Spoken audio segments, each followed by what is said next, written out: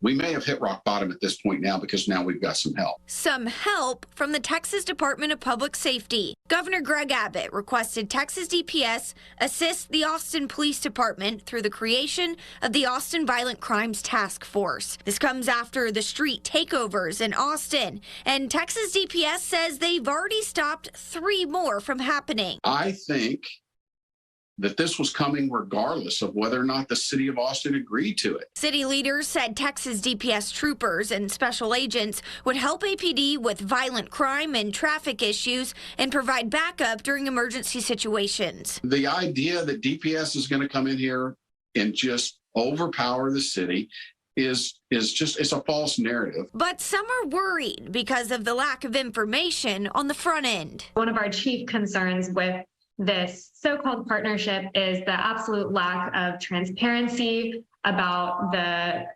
partnership itself and lack of accountability measures that community members in Austin have to hold DPS to account when the state's police is on the city's streets. Here are the numbers from the first 5 days of this partnership.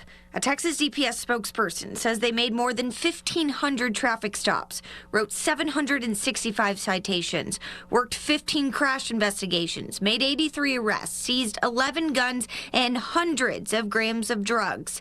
In that same time period, APD says they wrote 223 citations. What DPS is doing is what APD did before, when they could proactively police, where they weren't running call to call to call to call to call. The staff attorney for ACLU says they'll be digging into these numbers to understand the partnership's basis and is worried because of Texas DPS's history. We don't have to look far to see that there was a lack of, or there was actually deadly mismanagement during the Uvalde shooting, and then in the aftermath of that, a lack of transparency about how decisions were made and what was the cause of the decisions. We've also seen that there is significant evidence for that DPS has engaged in racial profiling as well. City council members have also requested a briefing on the partnership at Tuesday's work session to provide, quote, communities transparency and full understanding of how this partnership will work to uphold Austin's values. Ferris, a retired APD officer who served on the force for 25 years, says the help from DPS is needed. Realistically, all DPS is doing at this point right now is getting us back to where we were before. And that's not a bad thing. Austin has got to get their police numbers up. When the announcement about the partnership was made, APD had 281 vacancies. The interim assistant city manager says, quote, we appreciate the extra support, which has provided much needed relief to Austin police officers as we continue to address staffing issues.